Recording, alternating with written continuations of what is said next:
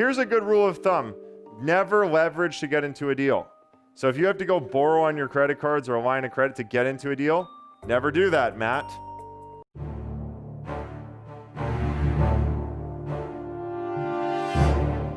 Credited taxes, utilities, etc. This is a really sweet one for creative finance. So at the closing table, you can say, I want 2 years of taxes, I want 2 years of electricity, I want 2 years of heat, hydro, water. So suddenly you're getting, 7, 8, 9, 10 grand at closing of all these credits where the vendor is giving you money back for 2 years of credits. What does that do to your ratios at the closing table? It's like cash. You can also do it with the rents. You can close on the day when all the rents come in or a little bit after that, and they get the prorated rents to you. So you can use the rents to buy the building.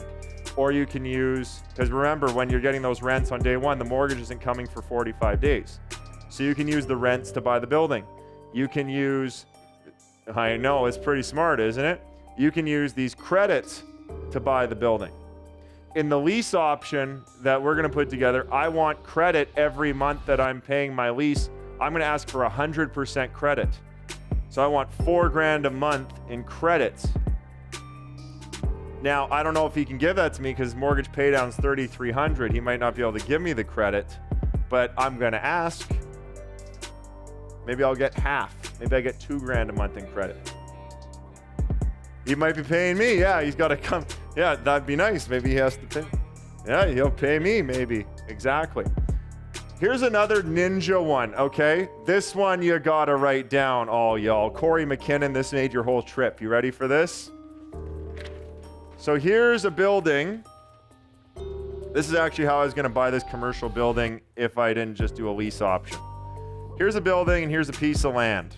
This land's worth 150 grand. This building's worth, let's say, 1.8 million. You're buying it for 1.3 or something.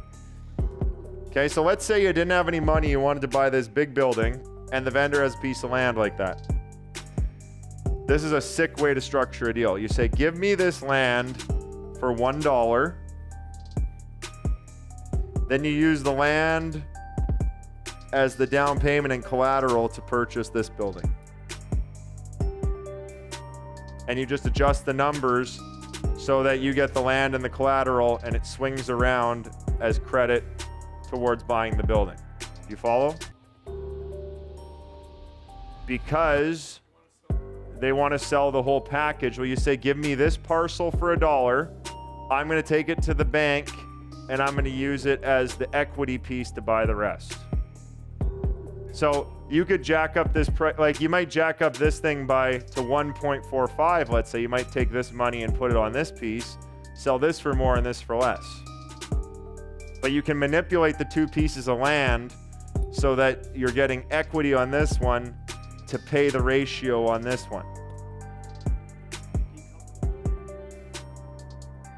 Well, this land is a separate parcel from this parcel in this case. There's two parcels. Yeah, well, you'd have to get the lawyers involved and make sure it's all in trust and this moves like that. And no. This has its own land. This is adjacent. This is a bird's eye view. So this has its own land, and then here's a bunch of pieces of land.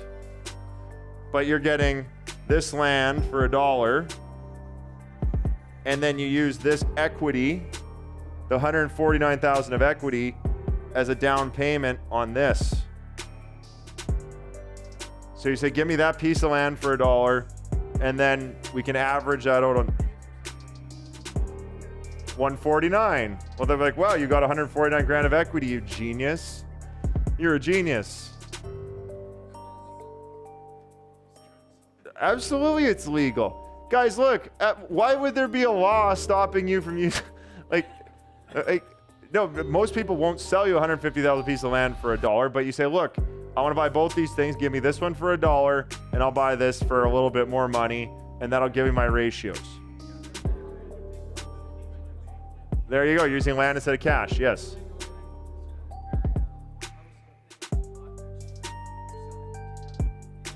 Yeah, you'd be able to do that. There's two pieces of land. Yep. Yep. There you go. And you use this against that to get your, yeah, there you go, okay? Next one, credit cards. I think everybody understands this, but you got your 0% credit cards.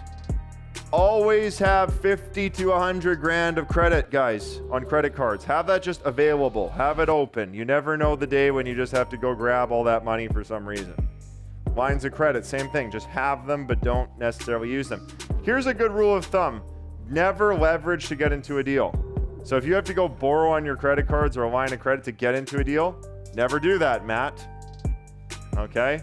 Never, ever leverage to get into a deal.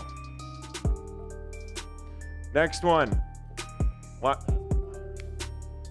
Well, it's because then you're stuck. If something goes wrong, now you're in trouble.